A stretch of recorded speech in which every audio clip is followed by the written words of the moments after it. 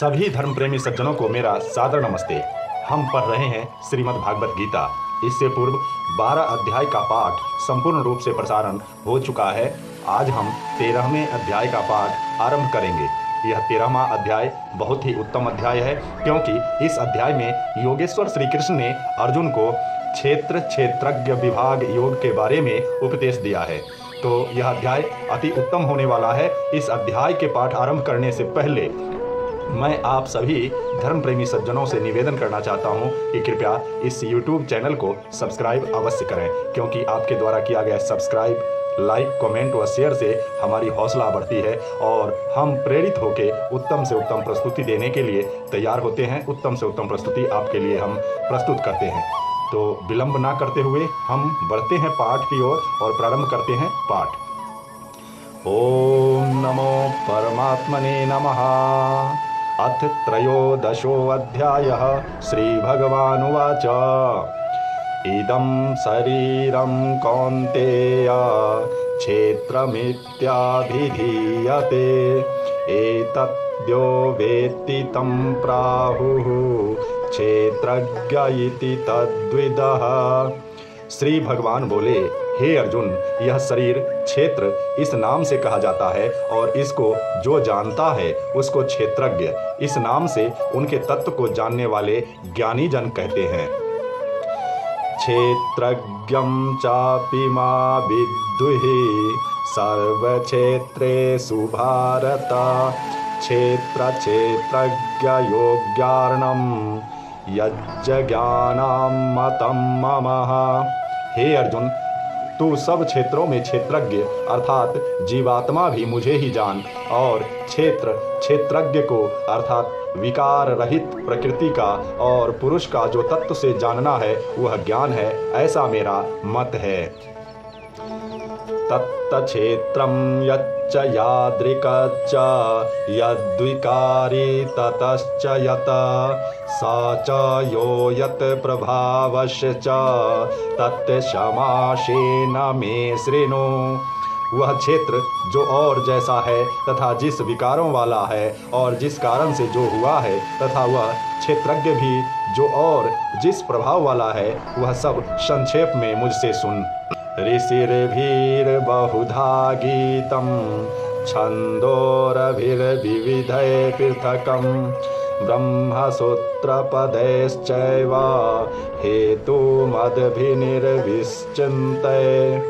वह क्षेत्र और क्षेत्रज्ञ का तत्व ऋषियों द्वारा बहुत प्रकार से कहा गया है और विविध वेद मंत्रों द्वारा भी विभाग पूर्वक कहा गया है, तथा भली भांति निश्चय किए हुए युक्ति युक्त ब्रह्म सूत्र के पदों द्वारा भी कहा गया है। महाभूतान्यहंकारो बुद्धिर्व्यक्तमेव च इंद्रियाणि दशैकं च पंचचेन्द्रिया गोचरः। 5 महाभूत, अहंकार, बुद्धि और मूल प्रकृति भी, तथा 10 इंद्रियां, 1 मन और 5 इंद्रियों के विषय अर्थात शब्द, स्पर्श, रूप, रस और गंध। इच्छा, द्वेषः, सुखम दुःखम, संघातश्चेतना, धृतिः, एतत् क्षेत्रं समासेन सविकारमुदाहृतम्। तथा इच्छा, द्वेष, सुख, दुख, स्थूल देह का पिंड, चेतना और धृति, इस प्रकार विकारों के सहित यह क्षेत्र संक्षेप में कहा गया। अमानित्वमदम्भित्वमहिंसा क्षान्तिराजर्वमा आचार्योपासनं शौचम् अस्थैर्यमात्मविनिग्रह। श्रेष्ठता के अभिभाव का अभाव, दंभाचरण का अभाव, किसी भी प्राणी को किसी प्रकार भी न सताना, क्षमा भाव, मन वाणी आदि की सरलता, श्रद्धा भक्ति सहित गुरु की सेवा, बाहर भीतर की शुद्धि, अंतःकरण की स्थिरता और मन इंद्रियों सहित शरीर का निग्रह। इंद्रियार्थेषु वैराग्यम मनहंकार एव च जन्म मृत्यु जरा व्याधि दुःख दोषानुसुदर्शनम् इस लोक और परलोक के संपूर्ण भोगों में आसक्ति का अभाव और अहंकार का भी अभाव, जन्म मृत्यु जरा और रोग आदि में दुख और दोषों का बार बार विचार करना। आसक्तिरनभिसंग पुत्रदार गृहादिषु नित्यं च समचित्ततत्त्वं मिष्टानिष्टोपनिपित्तिषु। पुत्र स्त्री घर और धन आदि में आसक्ति का भाव, ममता का न होना तथा प्रिय और अप्रिय की प्राप्ति में सदा ही चित्त का सम रहना। मयि चानन्ययोगेन भक्तिरव्यभिचारिणी विविक्तदेशसेवित्वं रजितजरन संसदि।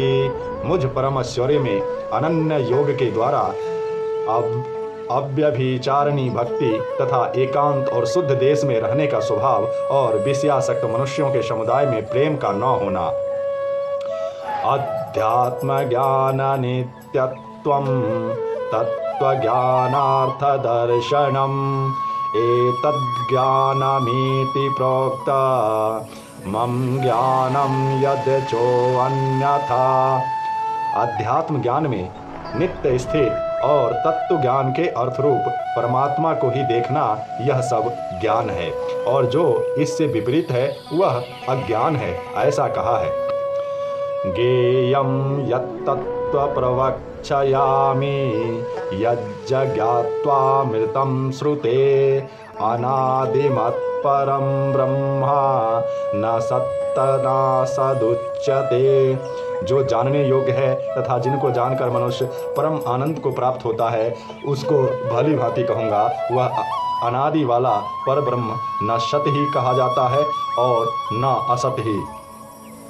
सर्वतः पाणिपादं तत्सर्वतो वशिचिरो सुखं सर्वतः श्रुतिमल्लोके सर्वमावृत्य तिष्ठति। वह सब ओर हाथ पैर वाला, सब ओर नेत्र सिर और मुख वाला तथा सब ओर कान वाला है, क्योंकि वह संसार में सबको व्याप्त करके स्थित है। सर्वेन्द्रिया गुणाभासं सर्वेन्द्रिया विवर्जितम् आशक्तं सर्वभृश्चैव निर्गुणं गुणभोक्ता च। वह संपूर्ण इंद्रियों के विषयों को जानने वाला है, परंतु वास्तव में सब इंद्रियों सहित है, अर्थात सब इंद्रियों रहित है तथा आसक्ति रहित होने पर भी सबका धारण पोषण करने वाला और निर्गुण होने पर भी गुणों को भोगने वाला है। बहिरन्तश्च भूतानामचरं चरमेव च सूक्ष्मतत्त्वतद्विद्येज्ञं दूरस्थचान्तिके च तत। वह चराचर सब भूतों के बाहर भीतर परिपूर्ण है और चर अचर भी वही है, और वह सूक्ष्म होने से अविज्ञेय है तथा अति समीप में और दूर में भी स्थित वही है। अभिभक्तं च भूतेषु विभक्तमिव च यस्थितं भूतभर्तृः च तत्तज्ञेयं ग्रसिणी प्रभविष्णु च। वह परमात्मा विभाग रहित एक रूप से आकाश के सदृश परिपूर्ण होने पर भी चराचर संपूर्ण भूतों में विभक्त सा स्थित प्रतीत होता है, तथा वह जानने योग्य परमात्मा विष्णु रूप से भूतों को धारण पोषण करने वाला और रुद्र रूप से संहार करने वाला तथा ब्रह्मा रूप से सबको उत्पन्न करने वाला है। ज्योतिषामपि तज्ज्योतिषमश परमोच्यते ज्ञानं ज्ञेयं ज्ञानगम्यं हृदि सर्वस्य वितिष्ठतम्। वह परब्रह्म ज्योतियों का भी ज्योति एवं माया से अत्यंत परे कहा जाता है। वह परमात्मा बोध स्वरूप जानने योग्य एवं तत्व ज्ञान से प्राप्त करने योग्य है और सबके हृदय में विशेष रूप से स्थित है। इति क्षेत्रं तथा ज्ञानं ज्ञेयं चोक्तं समासतः मद्भक्तम् एतद्विज्ञाय मद्भावायोपपाद्यते। इस प्रकार क्षेत्र तथा ज्ञान और जानने योग्य परमात्मा का स्वरूप संक्षेप से कहा गया। मेरा भक्त इसको तत्व से जानकर मेरे स्वरूप को प्राप्त होता है। प्रकृतिं पुरुषं चैव विद्धयनादि उभावपि विकराश्च गुणाश्चैव विद्धि प्रकृति संभवान।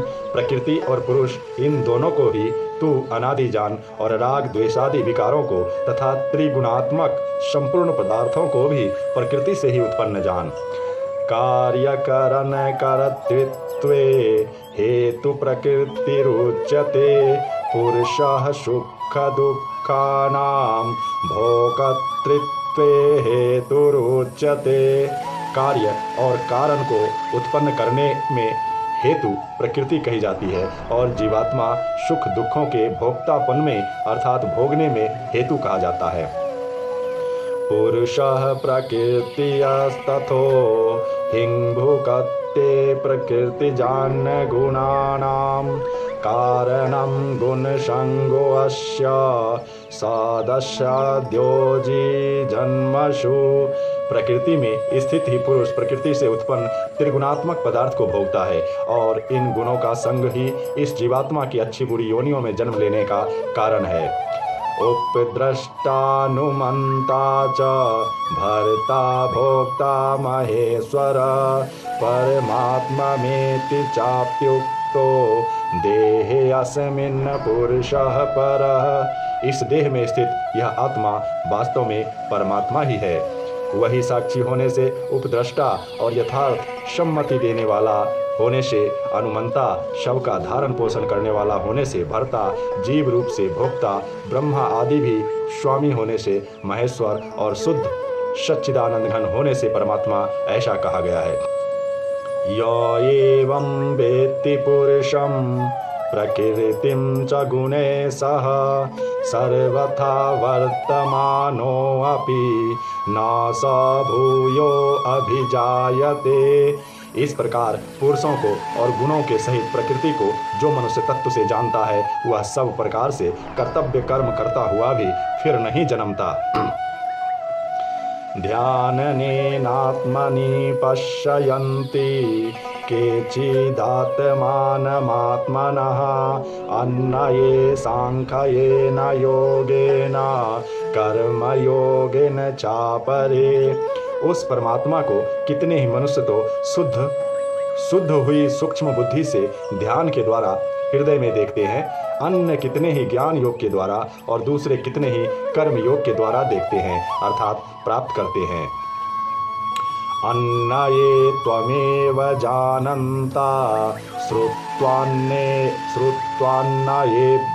उपासते ते अपि चातितरन्त एव मृत्युं श्रुतिपरायणः।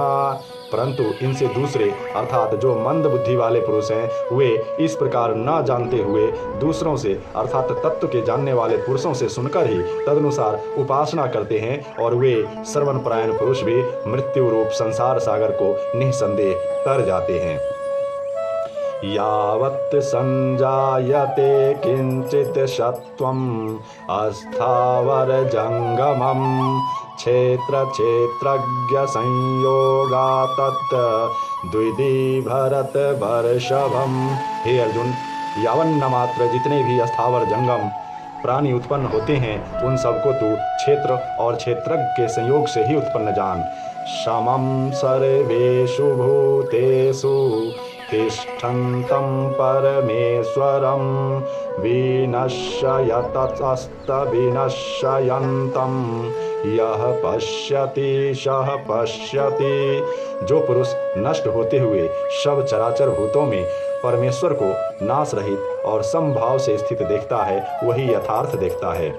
समं पश्यन्न हि सर्वत्र समवस्थितिमीश्वरं न हि नश्यत्मनात्मानं ततो याति परम गति। क्योंकि जो पुरुष सब में समभाव से स्थित परमेश्वर को समान देखता हुआ अपने द्वारा अपने को नष्ट नहीं करता, इससे वह परम गति को प्राप्त होता है।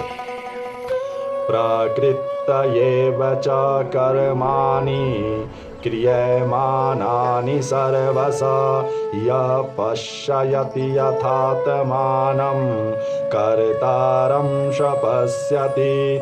और जो पुरुष संपूर्ण कर्मों को सब प्रकार से प्रकृति के द्वारा ही किए जाते हुए देखता है और आत्मा को अकर्ता देखता है, वही यथार्थ देखता है। यदा भूत पृथग् भावेक आस्थानमनो पश्यति तथा एव च विस्तारं ब्रह्म संपद्यते तदा।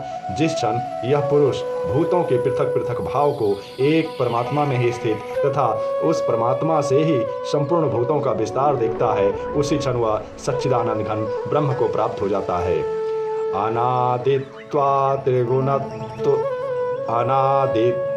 त्रिगुणत्वात् परम मात्मावयवयः शरीरस्थोऽपि कौन्तेय न करोति न लिप्यते।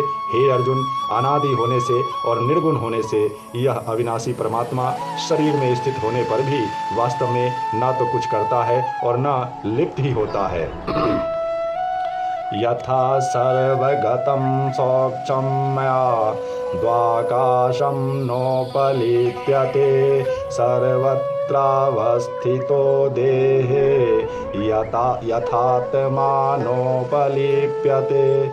जिस प्रकार सर्वत्र व्याप्त आकाश सूक्ष्म होने के कारण लिप्त नहीं होता, वैसे ही देह में सर्वत्र स्थित आत्मा निर्गुण होने के कारण देह के गुणों से लिप्त नहीं होता।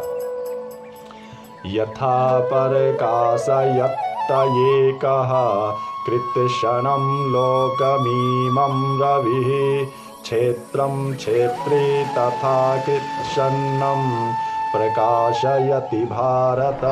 हे अर्जुन, जिस प्रकार एक ही सूर्य इस संपूर्ण ब्रह्मांड को प्रकाशित करता है, उसी प्रकार एक ही आत्मा संपूर्ण क्षेत्र को प्रकाशित करता है।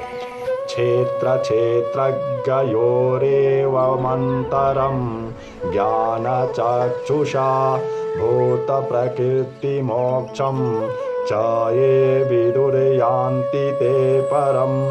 इस प्रकार क्षेत्र और क्षेत्रज्ञ के भेद को तथा कार्य सहित प्रकृति से मुक्त होने को जो पुरुष ज्ञान नेत्रों द्वारा तत्व से जानते हैं, वे महात्मजन परम ब्रह्म परमात्मा को प्राप्त होते हैं।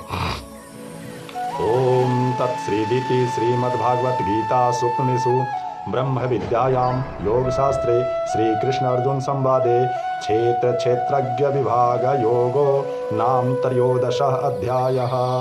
अर्थात त्रयोदश अध्याय 13वां अध्याय संपूर्ण हुआ। इसी के साथ मैं आप सभी धर्म प्रेमी सज्जनों से एक बार फिर निवेदन करता हूं कि आप इस YouTube चैनल को सब्सक्राइब अवश्य करें, लाइक कमेंट अवश्य करें। इसी के साथ मैं अध्याय समाप्त करता हूं और मिलते हैं फिर अगले अध्याय के साथ। तब तक के लिए आपसे अनुमति चाहता हूं। आप सभी सज्जनों को सादर नमस्ते। ओम नमो परमात्मने नमः।